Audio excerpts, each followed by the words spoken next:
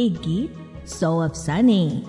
Radio playback India लेकर आता है हर हफ्ते हिंदी फिल्मों के किसी एक गीत से जुड़े कुछ मजेदार किस्से, कुछ रोचक कहानियां। एक गीत 100 अफसाने। Radio playback India. Radio playback India सुनने वाले सभी श्रोताओं को हमारा प्यार भरा नमस्कार। फिल्मों के कुछ गीतों से जुड़ी रोचक कहानियां, कुछ अनजाने और अनोखे किस्से लेकर हम आते हैं अपने इस साप्ताहिक स्तंभ एक गीत 100 अफसाने में। तो आज एक और गीत के साथ हम आपके बीच उपस्थित हो चुके हैं। इस छठी कड़ी में जो गीत हम शामिल कर रहे हैं उसे हमने लिया है फिल्म किताब से। बहुत ही कम सुना हुआ गीत या कहें लोरी है ये। हर दिन तो बीता शाम हुई, रात पार करा दे। फिल्म किताब में राजकुमारी की गाई ये लोरी आपने जरूर सुनी होगी। इतने वर्षों के बाद कैसे और क्यों मिला गायिका राजकुमारी को फिल्म में गाने का मौका? गुलजार और पंचम ने कैसे राजी करवाया राजकुमारी जी को इतने सालों के बाद माइक के सामने आने के लिए? और एक अन्य गीत की रिकॉर्डिंग पर राजकुमारी जी को कोरस में गाते देखकर क्यों नम हो गई थीं नौशाद साहब की आंखें?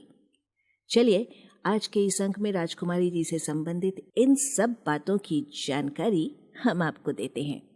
आलेख सुजॉय चैटर्जी ने लिखा है और इसे आपके सामने प्रस्तुत कर रही हैं ऋतु कौशिक। 1977 की यादगार फिल्म किताब आपने जरूर देखी होगी।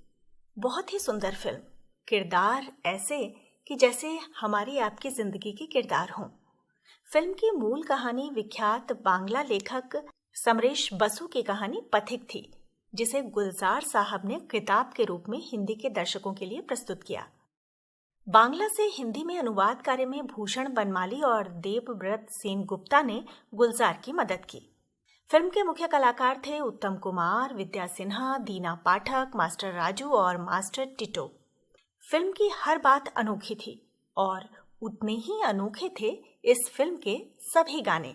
गुलजार और पंचम की जोड़ी हर बार कुछ न कुछ नया कमाल कर जाते, पर इस फिल्म में तो इनकी जोड़ी ने वो कमाल किया कि इसके जैसे गाने फिर कभी किसी फिल्म में सुनाई नहीं दिए। फिल्म में कुल 4 गीत थे।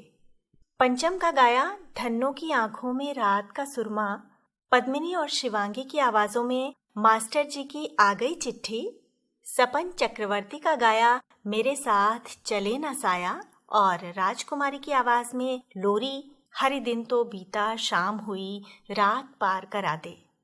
पहला और दूसरा गीत जितने मशहूर हुए, बाकी 2 गीत ज्यादा सुनाई नहीं दिए और आज तो इन्हें दुनिया भुला ही चुकी है। प्रथम 3 गीतों के गायक कलाकार फाइनल हो गए, पर चौथे गीत की गायिका का चयन अभी बाकी था।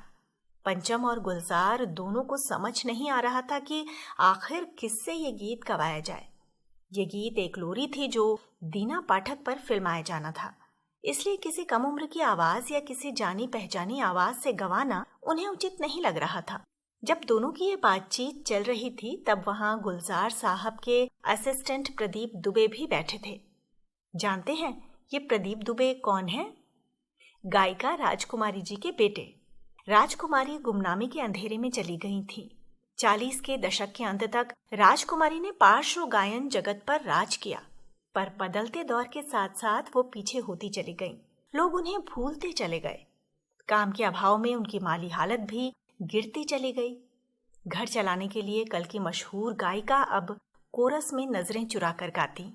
1972 की फिल्म पाकीज़ा के बैकग्राउंड स्कोर की जब रिकॉर्डिंग हो रही थी तब नौशाद साहब ने अचानक कोरस में खड़ी राजकुमारी को पहचान लिया।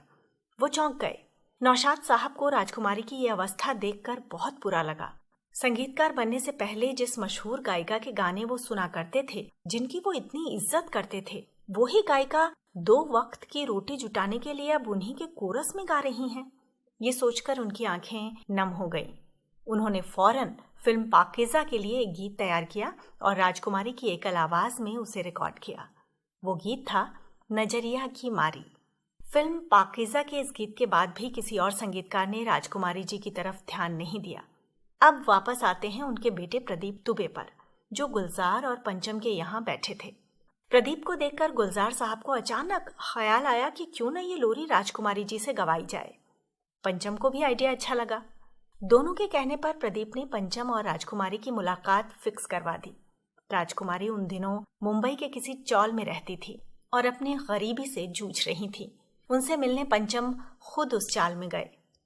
गुलजार पंचम के बनाए गीत को गाने का ऑफर सुनकर राजकुमारी चौंक गई और डर भी गई कि क्या वो गा पाएंगी, क्या वो गीत के साथ न्याय कर पाएंगी। पंचम के समझाने पर वो अंत में मान गई और इस तरह से रिकॉर्ड हुआ ये नायाब गीत, जिसकी तुलना किसी अन्य गीत से नहीं की जा सकती। इस गीत को राजकुमारी जी का गाया अंतिम फिल्मी गीत माना जाता है, पर कुछ लोगों का कहना है कि इसके बाद भी पंचम ने एक और गीत उनकी आवाज में रिकॉर्ड किया था, पर इसकी जानकारी उपलब्ध नहीं हो सकी। हर दिन तो बीता शाम हुई दरअसल एक बांग्ला गीत का हिंदी संस्करण है। केवल धुन ही नहीं बल्कि गीत के बोल भी बांग्ला गीत के बोलों का ही लगभग अनुवाद ही है। मूल गीत एक बांग्ला लोकगीत है जिसके बोल हैं, होरी दिन तो गेलो शोंधा होलो पार कोरो आमारे, जिसका हिंदी अनुवाद है, हरि दिन तो बीता शाम हुई मुझे पार करा दे। अर्थात जिंदगी तो बीत चुकी है, अब उस पार पहुंचा दे भगवान। पर किताब के गीत में भाव को थोड़ा सा बदल कर उस पार पहुंचाने के स्थान पर रात पार कराने अर्थात दुखद या मुश्किल की घड़ियों को पार कराने की बात कही गई है। किस चतुराई से एक दार्शनिक भजन को लोरी में परिवर्तित किया है पंचम और गुलजार ने। वैसे कहा जाता है कि इस धुन की तरफ पंचम का ध्यान सपन चक्रवर्ती ने ही दिलाया था।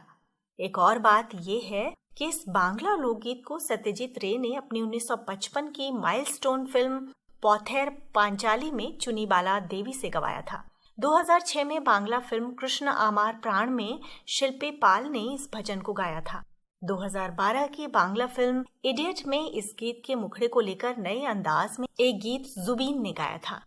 ऐसी बात नहीं कि हिंदी फिल्मों में इस धुन का इस्तेमाल केवल किताब के इस गीत में ही हुआ है। राजेश रोशन एक ऐसे संगीतकार रहे जिन्होंने एक बार नहीं, दो बार नहीं, बल्कि कई बार रबींद्र संगीत और अन्य बांग्ला धुनों का प्रयोग अपने गीतों में किया है। युग पुरुष के गीत चले हम दो जन सैर को चले, संग चली हरियाली में किया था, जिसे कुमार सानू और रविंद्र साठे ने गाया था। रेडियो ब्रॉडकास्टर अमीन सायानी ने जब एक इंटरव्यू में राजकुमारी जी से पूछा कि इतने अच्छे गाने गाने के बाद भी फिल्मों में गाना क्यों छोड़ा, तो राजकुमारी जी ने जवाब दिया कि उन्होंने फिल्मों के लिए गाना कभी नहीं छोड़ा, बल्कि लोगों ने ही उन्हें बुलाना बंद कर दिया। कितना कष्ट हुआ होगा उन्हें ये शब्द कहते हुए, इसका अंदाजा लगाना कठिन नहीं। संयोग की बात देखिए कि उनके गाए इस अंतिम गीत के बोल कैसे उन्हीं पर लागू हुए। हर दिन तो बीता शाम हुई रात पार करा दे। और एक दिन सचमुच यूं लगा मानो मायूसी के अंधेरों में घिरी हुई उस लंबी काली रात का अंत हो गया हो, जैसे निराशा के थपेड़ों में घिरी उस कश्ती को किनारा मिल गया हो। साल 2000 में गरीबी से जूझ रही राजकुमारी जी सदा के लिए खामोश हो गईं। भगवान ने उनकी रात पार करा दी। सोचिए दोस्तों, आज बस इतना ही। आज के इस अंक का आलेख तैयार किया सुजॉय चटर्जी ने। जिन सूत्रों से जानकारियां बटोरी गईं वो हैं फिल्म पत्रिका फिल्म फेयर में प्रकाशित गुलजार द्वारा लिखित एक स्तंभ और अमीन सायानी द्वारा प्रस्तुत संगीत के सितारों की महफिल। इस स्तंभ के संचालक संज्ञा टंडन के साथ मुझे यानी ऋतु कौशिक को इजाजत दीजिए। नमस्कार। एक गीत 100 अफसाने। Radio playback India.